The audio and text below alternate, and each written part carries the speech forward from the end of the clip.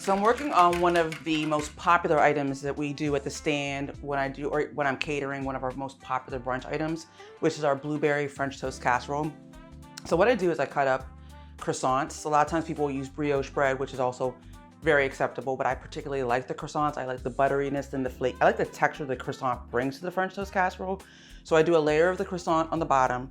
In the middle, I sprinkle in some blueberries, another layer of the croissants, and then I add blueberries on top. And I actually spray this dish as well, so it's like nonstick with a nonstick spray. In here I have a heavy cream, milk, vanilla, brown sugar, white sugar, cinnamon, but I'm very heavy on the vanilla. I like to point that out, and my eggs. If you want it really, really like a custard, because that's kind of what you want with the French toast casserole, you would just go completely egg yolk. I'm not. I'm going egg yolk and egg white because we're preserving that. But if you had a plate or space or a way that you could use the egg whites, go all egg yolk because it's going to give you more of the custard flavor that you want. All right, so this is probably about 12 eggs or so. And honestly, if you did this overnight and let it sit, let it lock in there, even better, but we did not leave it overnight. So I'm gonna pour this over, and then I put this into the oven at 350 for about 25 minutes. And then I take my foil off and let it bake for another 5-10 minutes. You want a little bounce back, but you don't want it too liquidy. So I'm gonna stop right there because I can see the liquid. So actually, I'm gonna push it down a little bit with my hands. And my croissants were kind of crusty. Also, if you let the croissants sit out overnight so they get a little crusty, or even day-old croissants, that's an even better way for them to get absorbed up in there, or the liquid to get absorbed up in there. I'm gonna put this aside. And the thing at the stand, a lot of times, we'll do these in large batches, so we'll often have that particular mixture on hand, and we just kind of keep it in-house. All right, so I'm gonna cover this up with my foil, and I'm gonna put it in the oven, 350, 25 minutes, take the foil off, and let it go for another 5 or 10 minutes. When I finish it, we're just gonna serve this today with syrup, but you can do powdered sugar on top. You can do a beautiful lemon glaze on top as well. We do a classic version, we do a chocolate chip version. There's so many versions that you can do with the French toast casserole, but this is a perfect brunch item. Feeds a lot of people, not individual, and you can see it's quick and easy. So I'm gonna pop this into the oven.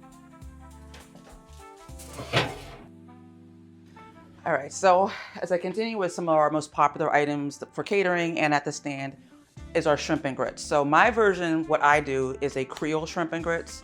So outside of the grits, or outside of the shrimp, mine has a corn and bell pepper and onion mixture, which I season with some Creole seasoning and some other things.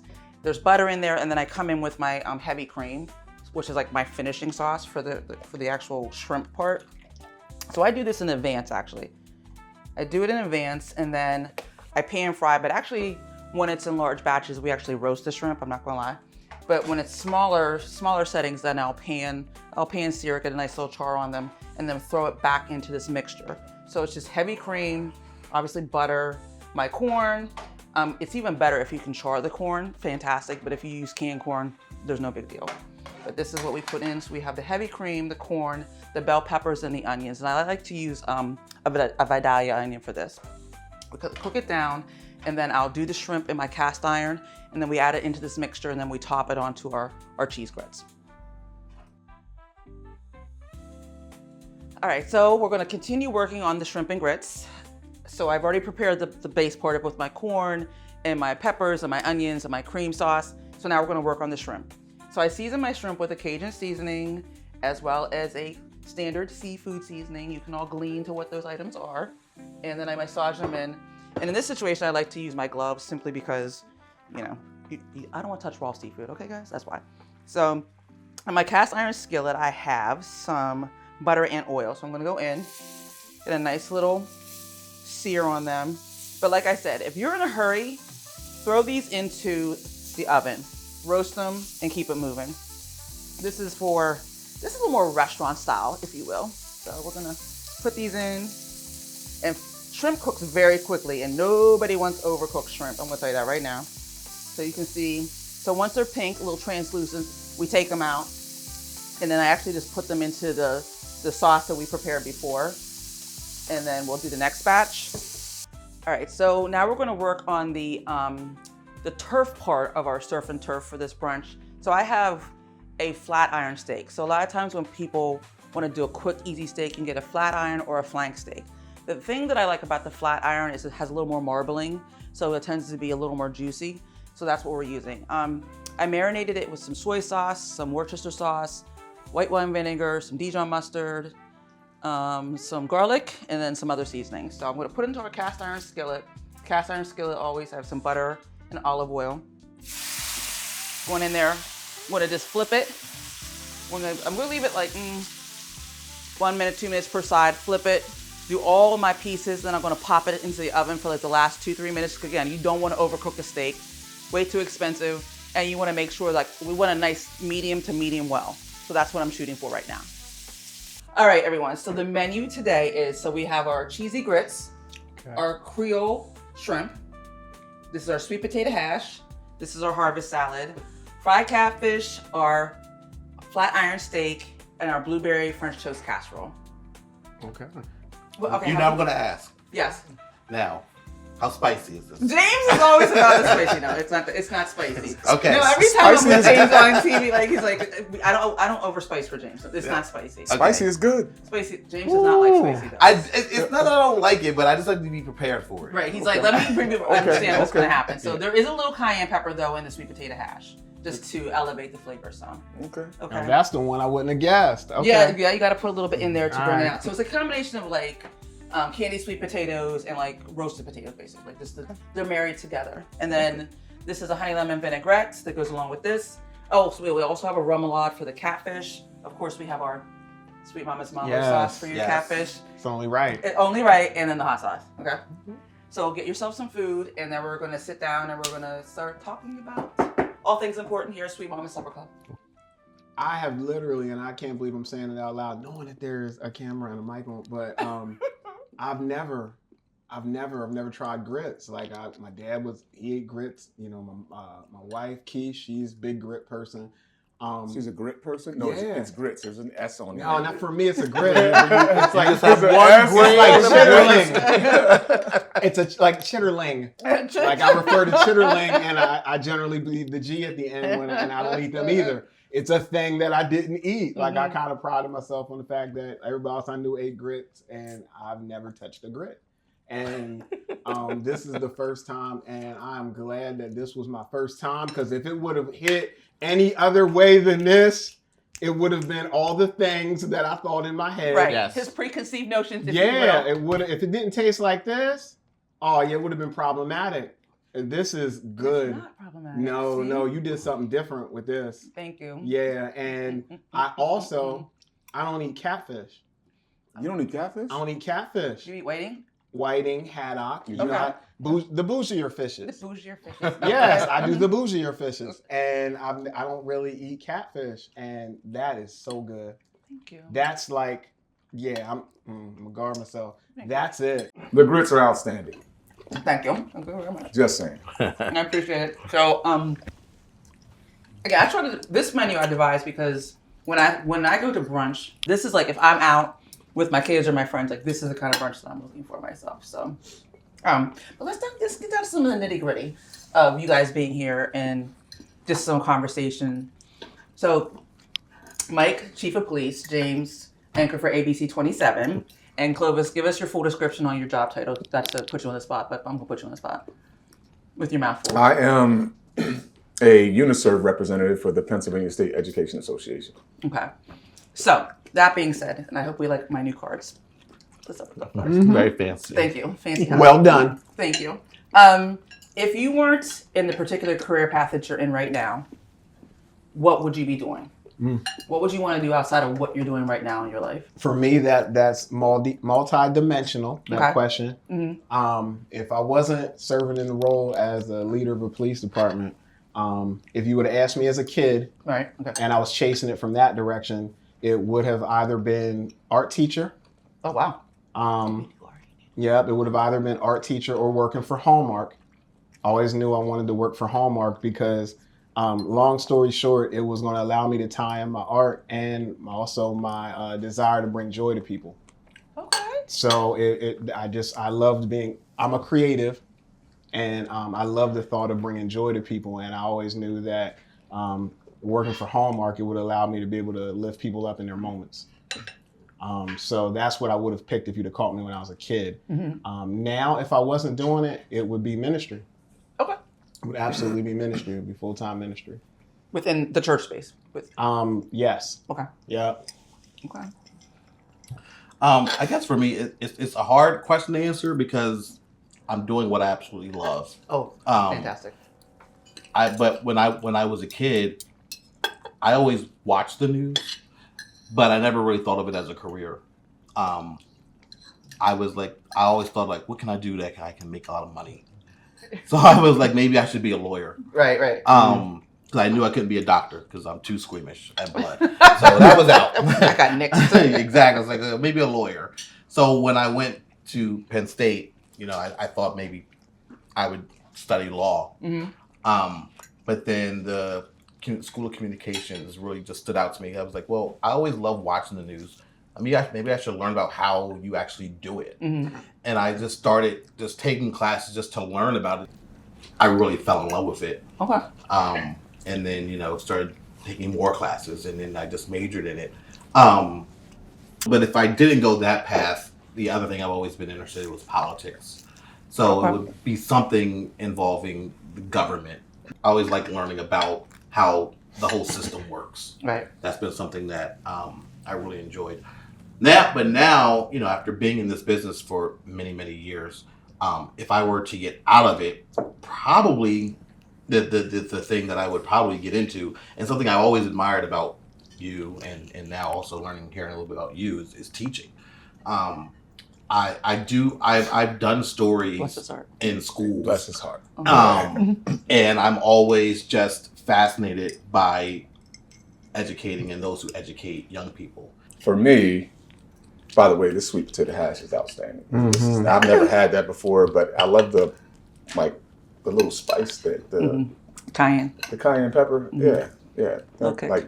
Brings it out. Yeah. Absolutely. It's interesting because when I was a kid, I don't know if I'm aging myself, but I don't know if anybody's watched Three's Company growing up with Jack Tripper. But he was a chef, and I enjoy cooking. I love to cook. So that might have been something that I would have pursued. Looking at my professional journey and, playing college basketball, coming home, being a basketball coach, and living that dream, rewinding it all and thinking about all the circumstances and factors that helped me navigate my way through all of that. I think if I would do it all over again, I might really strongly consider pursuing an elite college basketball job. Okay. Yeah. All right.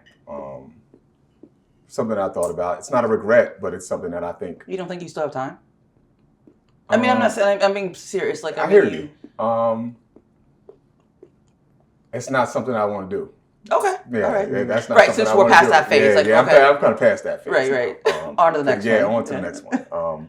I really enjoy what I do now. And I know for a fact that my professional journey and the work that I've done and the advocacy work that I've done has led me to be in the role that I'm in now. And I love the work that I do. So I kind of landed in the place naturally that I'm supposed to be in. And I'm all right with that. But I think even though I know I asked the question, to honor the whole, I think the universe has a plan for us. So I really believe, even though, Mike, now that you're saying that, I've seen your work on social media, you're beautiful, you know what I'm saying? So, but there's still, I think there's an ultimate plan. And even at one point, maybe you will, be doing artwork for a Hallmark or something. And he was always artistically inclined. I mean, he could always draw better than most, It's funny. Ophelia.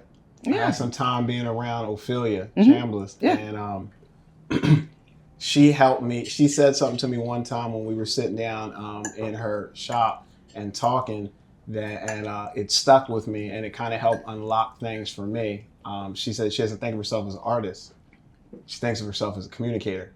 Oh yes, it's whatever medium in the moment she's using to communicate. And I was like, oh my God, oh my God, somebody just verbalized how I feel from the inside out. Mm-hmm. Like it's whatever it takes in the moment to reach other people is always kind of been the thing that I'm attracted to. Yeah. Now I can't sing, so you'll never hear me try to reach people like Brittany Brooks or I don't play music, so it's not going to look like a Kirk Franklin. Mm-hmm. But I do have a desire to reach people and get messages across to people. So it's when she said it, it was like it resonated with me.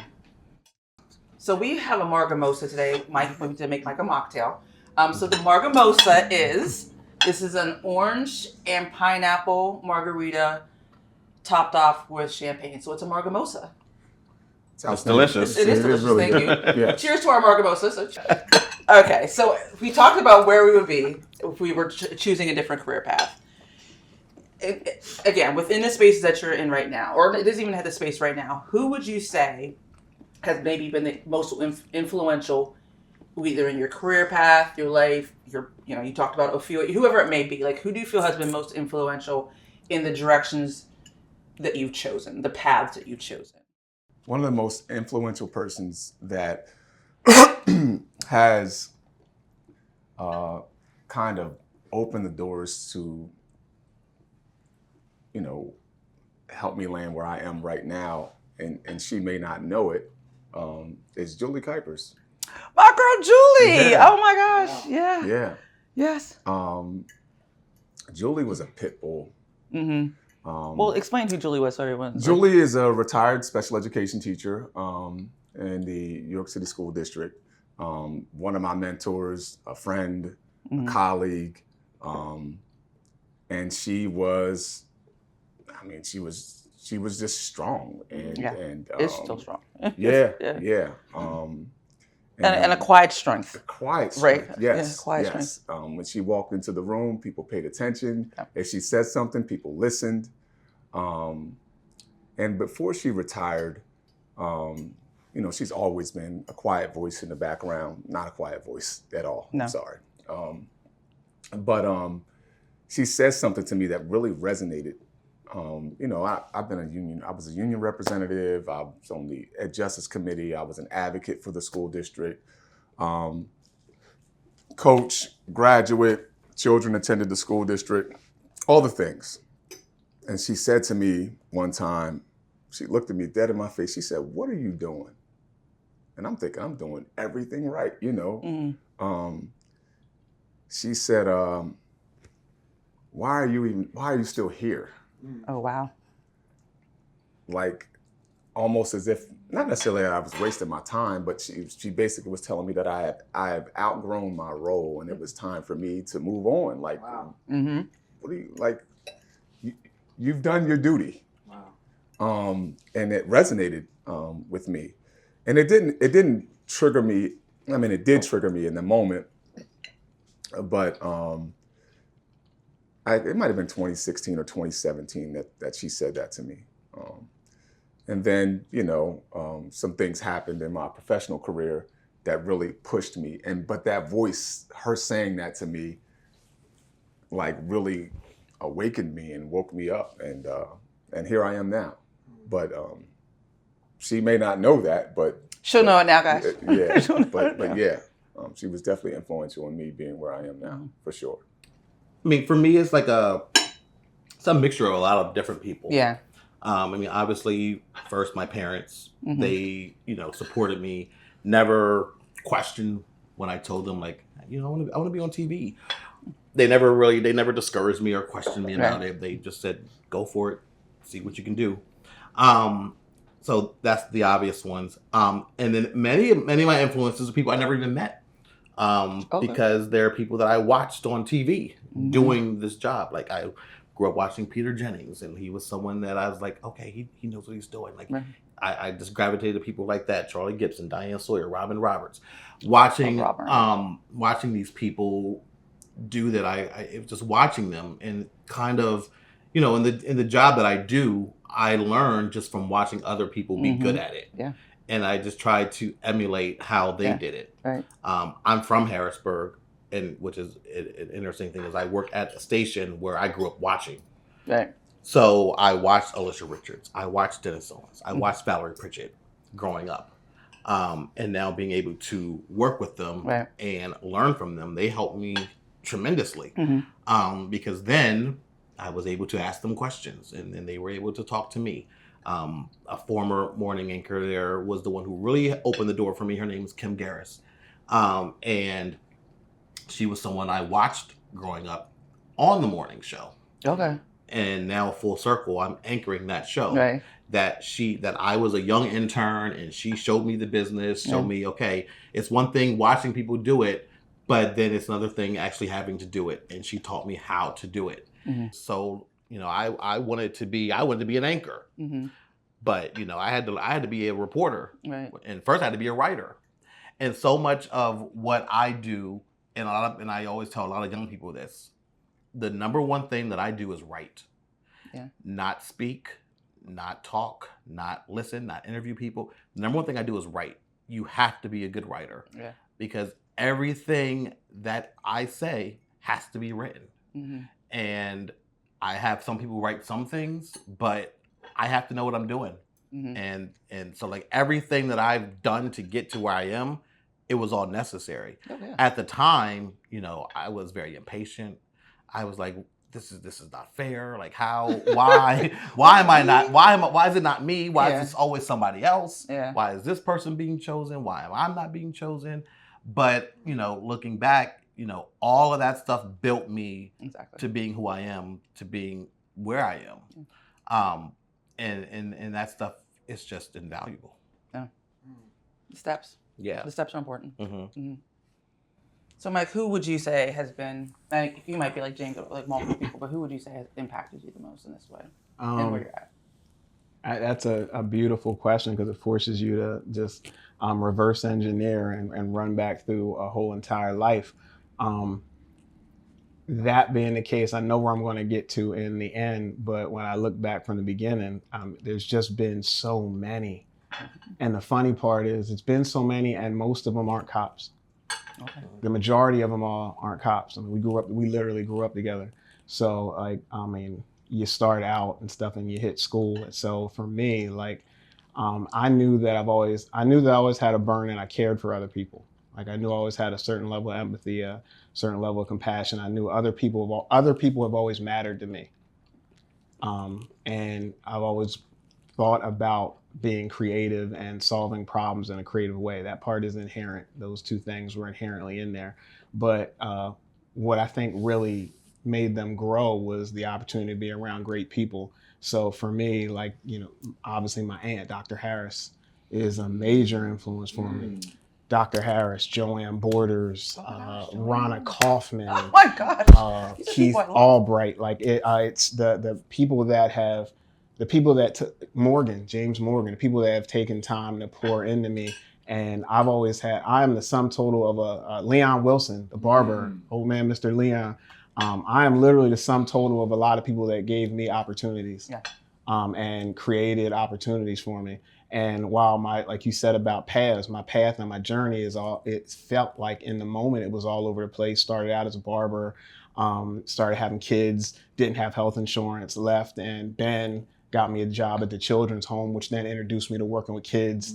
And then from there, wanting to grow, my uncle got me a job at the prison, worked at the prison for a minute, thought it was hell, couldn't take it, realized it wasn't for me, and it drove me to get out of it. And when I fought to get another opportunity, it was Dr. Harris again, and the fact that I was her nephew and my cousin Rich that opened the door to get me into the school district. So I came in 2000 or I would say 98, whenever it was I first started working in the school district. I came in with a level of fight, but my fight was to keep them from ever making it in there, which is so funny because of where my path took me to.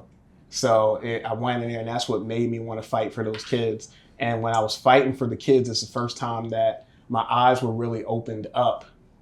And that's what led me to the person I can say is the most influential. Because when I was there as everything, when I got hired when I up there at the high school, I came in, I was a little bit everything. I was a teacher's aide, I was a hall monitor, I was a homeschool liaison, park attendance officer, anything they needed done. Right. I was so thankful to be there, I would say yes to it. I mean, it's kind of funny, like even with your phone call. anytime I say yes, stuff goes great for me.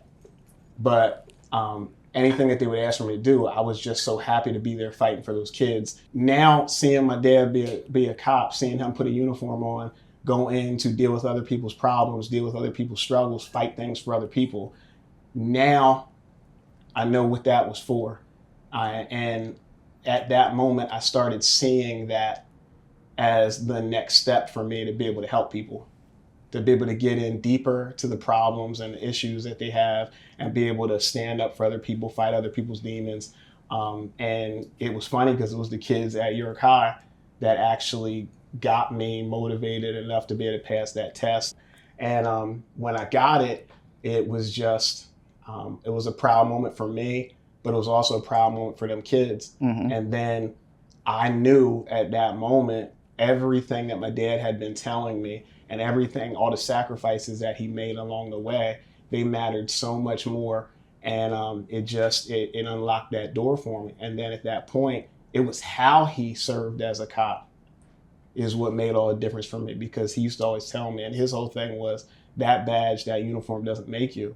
You make it. Oh, yeah. It's just a vehicle. It's just a tool. Mm-hmm. And I watched him do that. And I think that that left such a lasting impression, seeing a man who never separated from his humanity, a man that never distanced himself from his community, a man who stayed right there on Locust Street and served in the same place that he lived and didn't run from. It's funny, you said a comment. You said, I grew up watching the station that I ended up working at. I grew up watching the station that I ended up working at. Right. Mm-hmm. Yeah. So it's, Wow. All right, guys, we're on to, you can get with this or you can get with that. All right? Okay. I'm going to ask you questions. We are going to answer, and you will, I'm not forcing you to explain, but you can choose to explain your choices. Okay? This is fun. Yeah, so we do it privately and then we reveal. The first one, you can get with this or you can get with that. Luther Vandross or Stevie Wonder? Ooh. Mm-hmm. Intentionally hard, my friend. Oh my gosh! Why would you do that? Because I meant it to be hard. Either way, you're going to be wrong. Yeah. And either way, you're going to be right. Yeah. Thank you. Exactly, Mike. Either way. All right, are we ready? Okay, go. Oh! 100! Okay, perfect. I have my reason. I mean, granted, Stevie Wonder, I think we all can agree the talent level is yes. But Luther's music resonates with me a little bit. Yeah. Mm-hmm. I really thought everyone would say Stevie. It was funny. When I was getting ready to pick in my head, and when I was getting ready to pick in my head, If Only for One Night popped in my it just popped in there. I started hearing the song. Right. Yeah, and I was done. I was like, it's Luther. All right, guys. All right. Popeyes or Church's Chicken? Okay, reveal. None. That's not an option. No, don't. You have to pick one. I don't eat either of those things. Okay. And I'm not. Okay, that's fine. All right. And I had to pick Popeyes, so I never had Church's Chicken. I never had Church's Chicken. Oh, okay. I'm sorry. I'm not eating. Okay. But the only reason I picked Popeyes was because of that sandwich that went crazy. Oh, the viral sandwich, you say? Now, if she would have left it completely open, as a York person that grew up in the generation we grew up in, mom would have said Joe Jamal's. I'd have been all right with Joe Jamal's. Mom would have said no, Joe Jamal's. You're right, because I was teaching her with Joe Jamal's. Yeah, so I was going to say Jennifer. Oh, you were going to say Jennifer. Yes. Thank you. He just wants it to go, please. Yes. That's all. You all get to go, please. Good answer, James. Remember I brought you in when they had that sandwich, that viral sandwich, and you came and you made your own, and I like it better. Yes. See, Jen winning. Jen is winning. Okay. Who would you prefer to have dinner with, Barack or LeBron?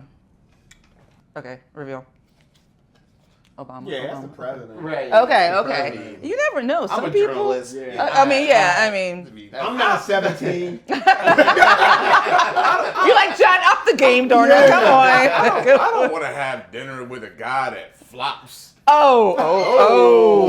He took it to basketball. I was like, okay, sorry. Yeah, I said it. It said it on camera. Okay. New York City or Las Vegas? Ooh. Ooh, okay. I gotta keep it real. I had to say why. Vegas. Oh, we're Oh, split. we're here. Broadway. We're split. That's it. And I love Vegas, but they don't have Broadway. I'm going to Vegas. New York is just it's just too much. See, that's how Vegas is too much too. I was like, Yeah. what are you Vegas talking is a about? lot too, but I'm going to Vegas. Yeah, New York is way too much. Too much people, too much traffic, too much everything. Yeah. Vegas, I can just go. It's like a fun vibe. Yeah, you can pick and choose your spots. Right. You can't be there too long though. No, That's what I'm Vegas saying. is like 3 days and you gotta get out. Correct. There is nothing like catching that train from Lancaster, going to New York, popping up, getting a car, going to Broadway, shop, boom, show, look around. What? And the restaurants. Oh, Vegas. Oh my gosh. Okay. I mean, I know there's restaurants in Vegas. Oh. Knew all of that. Thank you, Mike. Come on. This is gonna be another one.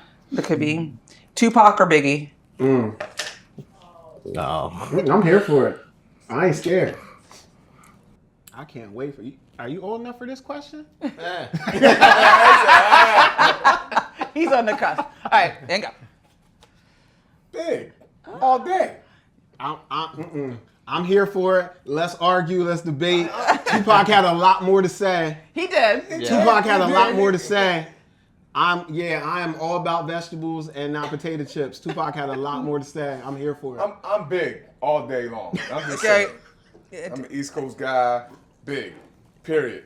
I mean, I'm Biggie too as well. I liked his beats better. I understand what you're saying lyrically, Mike. I understand lyrically why you're saying Tupac. I understand both. I know more of Biggie's stuff. Yeah. So.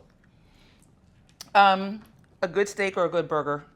What are you talking about? Is this even a question? It actually is a question. So I can't believe it. I'm embarrassed that you even raised this. well, I'm uncomfortable with me raising this because I know my answer, which will be okay. Reveal. Medium Come on, rare. Mike. Come on, Mike. my Come on. Medium rare all day. What is wrong with you? I don't even eat No. You don't eat steak? steak. Give me the burger. What happened to you? Oh my goodness! You're like, what? I didn't care what you I mean, said. we about talking about these growing drinks, and but maturing. steaks, right? Come on now. I was chicken tenders at the Roosevelt Tavern. I am that guy. So yeah, give me a cheeseburger. I like steak, but I love burgers. I absolutely love burgers. That's one of my favorite. I don't hate a burger. I will eat a burger, but I mean, steak. I eat a steak probably once a week. I make good At steak. least once a week. Yes, I will get chicken fingers at Ruth Chris. Mike said Ruth Chris. Wow. I'm sorry. I just get chicken tenders at a steakhouse. I didn't keep you at the table. I'm like, I can't with you. Just go to Burger King. Right. Like, You just go sit with the kids. You just spent $30 on these chicken tenders. Like, Yes. what is really happening right now? They better have been hand battered. Like, truly. Okay. This is another sports question, and I love both these people. So, Eli or Peyton Manning? Okay. They both have great personalities. You must be a Giants fan. I don't even watch, so I don't even. I just picked one. You just pick one? Okay, all right. That's fair enough. All right, here, I struggled though because I wanted to take the little brother as a little brother. I wanted to take the little brother, but he's not better. Yeah. It's not better. No, but I'm saying, okay, I'm talking post, not athletically, Peyton's better. I'm saying, but post football career, I think that on yeah, that camera, like we didn't know about Eli before. Eli he's had a glow up. I now see if you're changing the question to that, Eli has a little more personality than Peyton does. They're both funny. They're funny as hell. Yeah, they're both funny. But I didn't know Eli was as funny as he is. Right, like we thought yeah. that Peyton was the funny guy. I said, Yeah. oh, Eli, you funny? Yeah, yeah. You funny. Okay, he came through with the This little- is fun. Thank you, Mike. So, March Madness or NBA playoffs? Reveal. March Madness. Yeah. March You Madness. like the NBA? I watch that more than the college basketball. Okay, so it's too much. Too much? Yeah, like NBA has stars. I can watch the stars. He's like, I can Yeah, identify stars. who the people Exactly. are. Got you. We I'm just going March Madness because it's one and done. You know, you lose and you're out. You know, and NBA, long drawn out series is the best of 7, whatever. So, you know, you got time to come back. It is competitive. I enjoy it. You know, the NBA stars and all that. That's a good question. Waffle House or IHOP? I'm gonna get in trouble for this one too. I can already tell. He's like, so I already know what you're writing. Yeah. Okay. And, I'm the. I love it. Okay. Thank you. Yeah, I'm Thank you. I don't understand Waffle House. I do. I love Waffle House. They should serve everything in a bowl. I mean, I just love. I mean, they're supposed to be dirty, like so. It is dirty. I'm going I go with IHOP. Have you seen those? You're like videos? now we're concerned about Jen and her cooking. Yeah. I mean, this. Waffle House leave me clutching my pearls. I mean, once again, What's happening here in the Waffle I House? like all the drama and shenanigans. Is there Not a clean in person. Waffle House? He's like, I do not want the food poisoning. Correct. She broke it down. She said it's supposed to be dirty. It's supposed to be. All right, this one. All right. Phyllis Hyman or Aretha Franklin? All right, and go. I put Oh, Phyllis. I put Phyllis. Yeah, I put Oh, Phyllis. okay. Yeah, like I'm gonna go with Aretha, but if it would have been Patti LaBelle, like for I mean, me, I love Patti. Yeah, I mean, I don't do yeah. either one. I'm Patti LaBelle, but that's my mom's fault too. I know. Yeah. Meet Me on the Moon. Like, there's elements of I'm Phyllis. I'm living in confusion. You know what I'm saying? You know.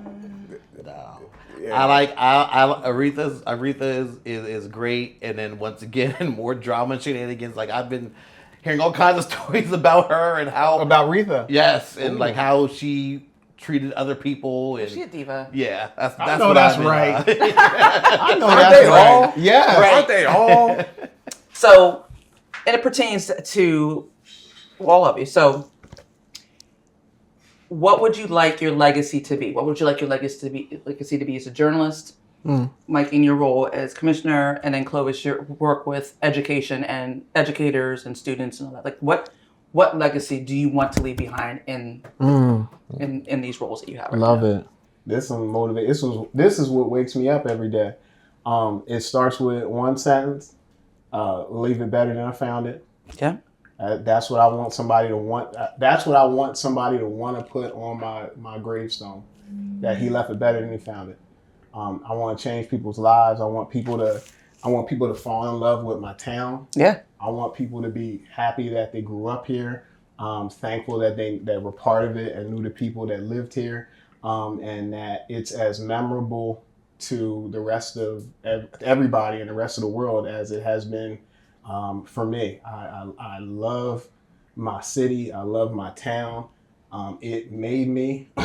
It saved my life. Not figuratively speaking. It literally saved my life. And I want to know that I did everything that when I die and I go there in front of God, that he says, this man, you did everything you could possibly do to make York better than it was and leave it better than you found it. Well done. Beautiful. Because that's, in your role, that's honestly what I would hope that you would want in your position, truly. So, James? I think I would want my legacy to be, as a journalist, that people found me to be truthful, to be fair, compassionate, and also someone that you learn something from, told a good story, and sometimes even put a smile on your face. My profession right now, and not to be like dramatic, but for many ways it's under attack. It's a lot different now than when I first started. Yes, it is. When I first started, a lot of people they loved journalists. They looked up to them. They had so much positive things, and that has gone completely the opposite way. There's a lot of negative sentiment, and some of it is earned, and I'm not saying that it's not. Some of it is earned. But I want to be seen as someone who is trying to elevate it, who does his best every day to be honest and tell you not just what you want to hear, but what you need to hear. And that's what I hope my legacy is. And I'm happy that you say that too, because you're right. I mean, journalism right now, in my opinion, there's so much that's skewed. And I think when you have people that are really telling the truth and the story, and not from a skewed lens or a slanted lens, I think it's important and necessary. I'm happy to hear that you're saying that that's, really what your goal is as a journalist. And so I think that's important. So thank you, James. Clovis. I think about if someone was narrating my life story and where I've come from and where I am now, what I'm able to do, the circles that I'm able to move in and out of, never forgetting my foundation and my roots, where I've come from, and being able to engage and navigate that space, and then also be able to navigate this space over here in a professional sense and in a political sense, and all of those things, where I'm able to go, and the things that I tell my own kids, and the message that I've shared with my players, the message that I've shared with probably every student that has come in contact with me, that has been in my class, is, think about your roots, think about your struggles, think about the things that you've had to face on a day-to-day basis, your challenges, the things that your parents or your guardians or your whomever it is that's raising you have been able to do for you or not do for you. Yeah. The things that you wish that you could have had. You're going to get to a space in your life at some point that you are going to be able to make informed decisions. And when you get to that point, you're going to have an opportunity to change your stars, per se. Somehow, some way, the public education system, the private education system, whatever, you're going to get to a space where you're going to come to a fork in the road where you're going to be able to make some decisions. And you can say that I want to continue to walk in the path that I have seen or that has been presented to me or whatever. Maybe I want to do the same things. Maybe I don't want to do the same things, but many of us are going to have our own kids. You're going to have your own kids maybe. And what do you want them to have? You think about your stars and what your parents have provided to you, good, bad, or indifferent. They did what they thought was right in some capacity, whatever. They did the best with what they had. And my parents did the best with what they had.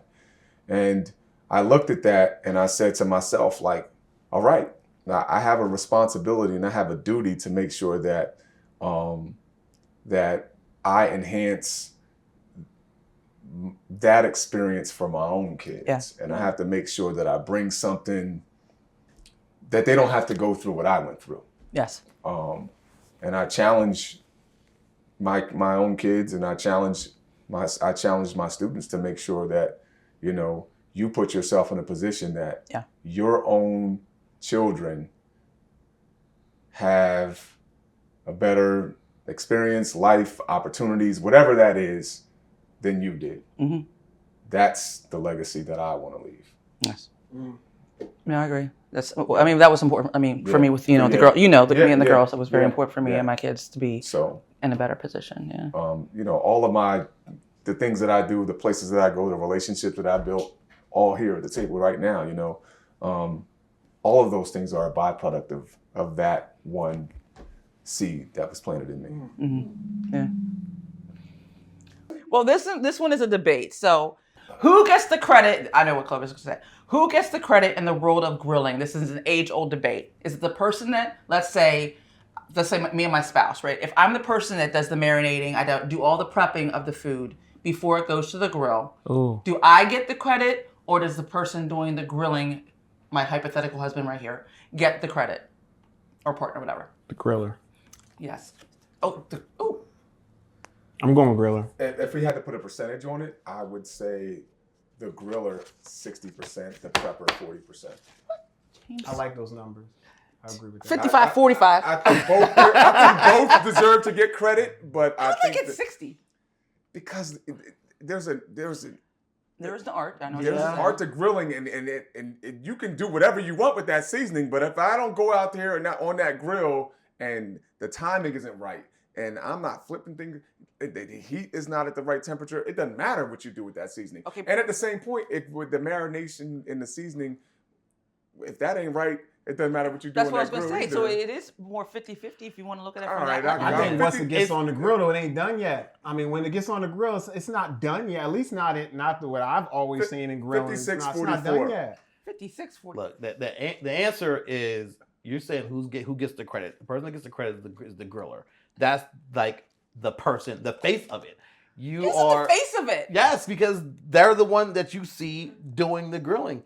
It's like in my job, if I'm the face of it, if something is wrong, I'm the one that's going to get the credit or the blame, even if someone behind the scenes did Yeah. That responsibility The is sauce big don't too. go on yet. You don't flip it yet. Because You ain't get- ultimately, yeah.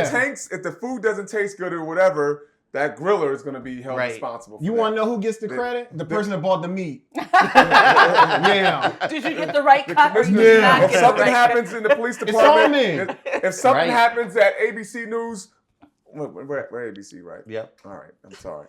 We're ABC. What happens? on All right. me.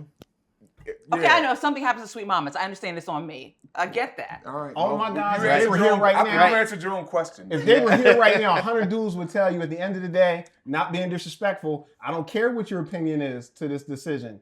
I'm the only one called on the carpet. I'm the only one that answers to the media. I'm the only one that answers to the mayor. I'm the only one that answers to the public. I'm the only one. It's me. That's my grill.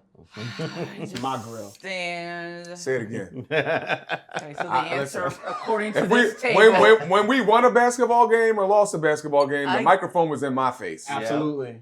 okay, everybody, but Just saying. I still feel the person that's doing making the marinade and the person in the background still. I literally just experienced this with the camera situation. I couldn't do my job without my assistant coaches. All the people that were involved Couldn't in do it. trying to get the public camera system, all the people that were involved in trying to get a public camera system, at the end of the day, when that city council meeting ended and 5 news stations were standing there with microphones and cameras and they wanted to pound the flesh, it was me. It was you. Yep. Nobody else.